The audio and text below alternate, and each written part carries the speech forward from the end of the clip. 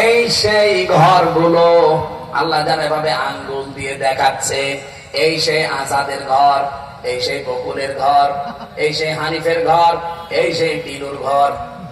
এখন যদি বলেন হানিফ, টিলু, আজাদ, বকুলের নাম কোথায় আছে, এদিকে আসলে আপনাকে দেখাচ্ছে।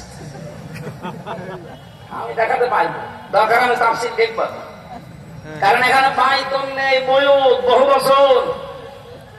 আল্লাহ বয়ুত বহু বচন দিয়ে জানিয়েছে যে এরকম মানুষ আজকে না, যদি এটা লোক নবীর জামানায় নাজিল হওয়া, এটা কিয়ামত পর্যন্ত এই চরিত্রের মানুষ থাকবে।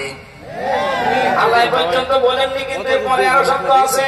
আল্লাহ পাক বলেন খাফিয়াতান বিমা যালামু, এগুলো জনশূন্য হয়ে পড়ে আছে, এগুলো উজাড় গৃহ হয়ে গেছে, এগুলো মানব শূন্য হয়ে গেছে, পরিত্যক্ত হয়ে পড়ে আছে। কেউ এখানে আর যেতে চায় না, যেতে যদি চায়ও ঘৃণার সাথে যায়। আপনি কুষ্টিয়ার হানিফ সাহেবের বাড়ি যান, আপনি যে দেখেন বাড়ি আর বাড়ি নেই, পায়খানার প্যান্ট পর্যন্ত মানুষ খুলে দিয়ে চলে গেছে। হালকা পাতলা একটা ইট ছিল, এই ফেব্রুয়ারির 5 তারিখে আযাবুল বুলডোজার নাজিল হয়ে ছাতা সব শেষ। সারা দেশে আযাবুল বুলডোজার নাজিল হয়েছিল না?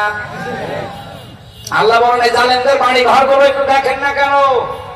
এই সেই ঘরগুলো খাওয়াবিয়াতান, আজ উজাড় গৃহ হয়ে গেছে, পরিত্যক্ত করে দিয়েছি আমি। বিমা যালামু, এদের জুলুমের কারণে। আল্লাহ পর্যন্ত কিন্তু শেষ করে দিতে পারতেন, কিন্তু এর পরের শব্দটা আমাদের জন্য।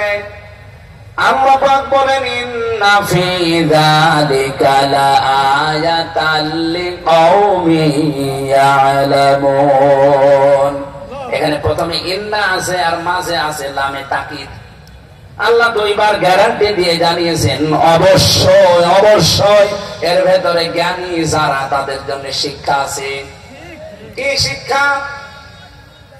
ফাকুতিহা দাবিরুল কওমিল্লাযিনা যালামু, সূরা আনআম 7 নম্বর পারা 12 নম্বর পৃষ্ঠার 4 নম্বর লাইনের 45 নম্বর আয়াতের প্রথম অংশে আছে।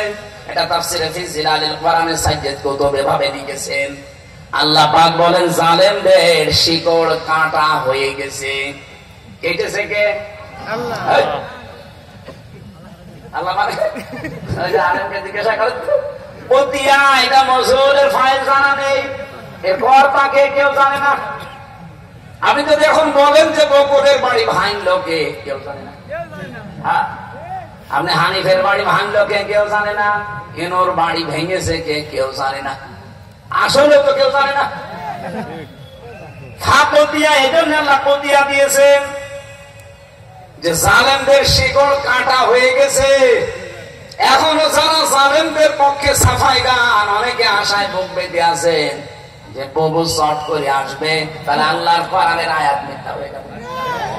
কারণ এর আগের ইতিহাসের দিকে তাকান, লক্ষণ সেন 510 বছর হয়ে গেল, আজও আসেনি। এই কথা বলছে না কেন?